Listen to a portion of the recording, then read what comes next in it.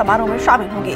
BJP शासित राज्यों के सीएम भी शामिल हो सकते हैं और तीनों प्रदेश महामंत्री सरकार में शामिल होंगे।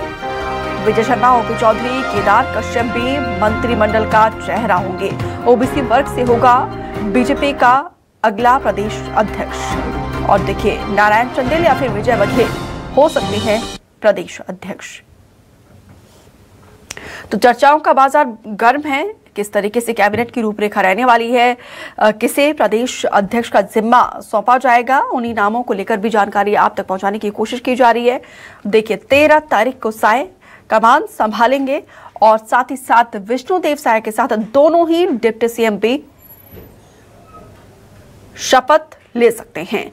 आशीष तिवारी रेजिडेंट एडिटर ज्यादा जानकारी के साथ जुड़े हैं। आशीष जी, और अब 13 तारीख के दिन को लेकर तैयारियां जोरों शोरों पर है। सीएम के साथ साथ डिप्टी सीएम भी शपथ ले सकते हैं और मंत्रिमंडल को लेकर भी क्या जानकारी निकलकर सामने आ रही है और 13 तारीख को खास बनाने के लिए क्या तैयारी बीजेपी की तरफ से?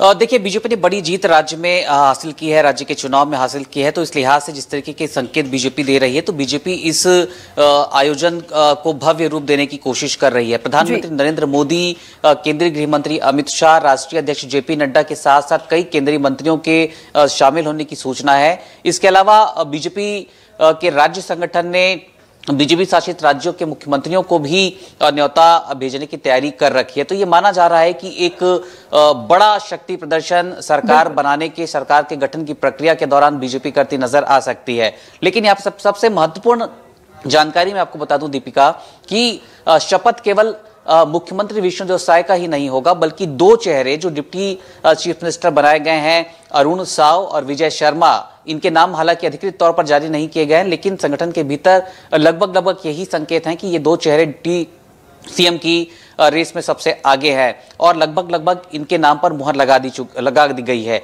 ये शपथ लेंगे। लेकिन एक बड़ी जानकारी आज ये भी मिली है कि मुख्यमंत्री और दो उप मुख्यमंत्री के अलावा कैबिनेट के दूसरे मंत्रियों के नाम भी जल्द ही तय भाजपा कर देगी। भाजपा हाईकमान इस पर मुहर लगा देगी और संकेत तो इस बात के हैं कि साई कैबिनेट जो गठित हो रही है, इस कैबिनेट के ज्यादातर चेहरों का शपथ ग्रहण इस दौरान कर दिया जाएगा। तो ये एक बड़ी खबर न्यूज़ 24 मध्य प्रदेश छत्तीसगढ़ के लिए, दर्शकों के लिए बिल्कुल आशीष जी, आपने दोनों ही डिप्टी सीएम का नाम बताया। हालांकि औपचारिक ऐलान नहीं हुआ है, लेकिन साय कैबिनेट में कौन कौन से संभावित चेहरे होंगे, इसको लेकर कोई जानकारी?